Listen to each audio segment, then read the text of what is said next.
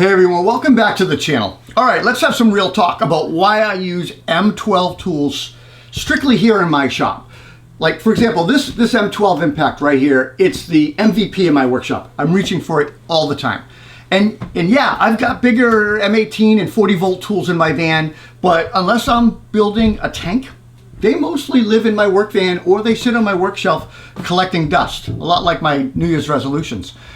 So no matter what your lady friends tell you, size does matter, especially if you're in a tight spot. So look, when I'm in the workshop, I'm repairing things, I'm fabricating, maybe fabricating things for a project or building cabinets.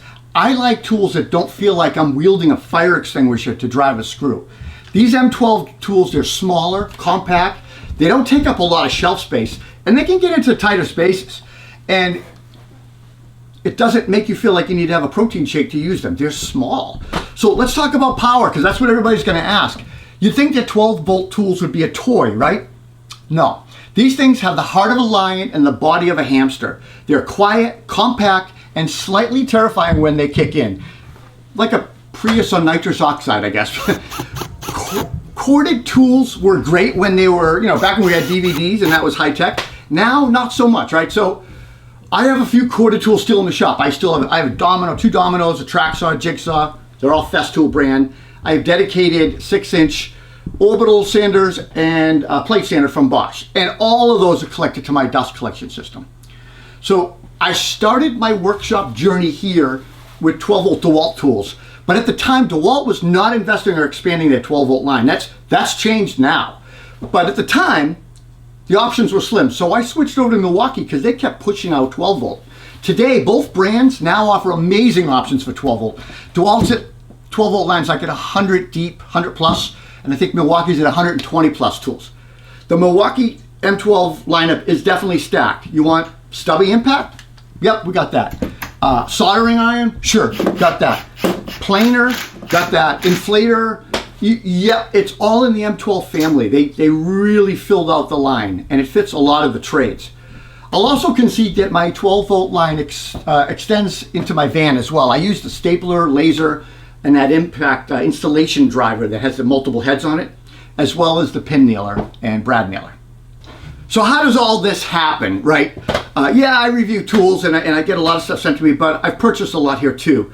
And I think once you get a few M12 tools or whatever brand it is, and you have those batteries, it's like you're in the middle of an addiction you can't kick. You're hooked. You start with a drill and then maybe a flashlight, and before you know it, you're walking out of the store with a planer, sander, and maybe even a chainsaw. You know what? I hear like a voice in my head that justifies it. It says, I swear I'm just buying this bare tool. No big deal. The batteries are what cost so much money. I already have the batteries. And then the next thing you know, your toolbox looks like an M12 showroom and you're waiting for the next bare tool sale to hit for that next big high. It's dangerously easy when you've already got the batteries. You just can't resist that bare tool, sweet bare tool sensation.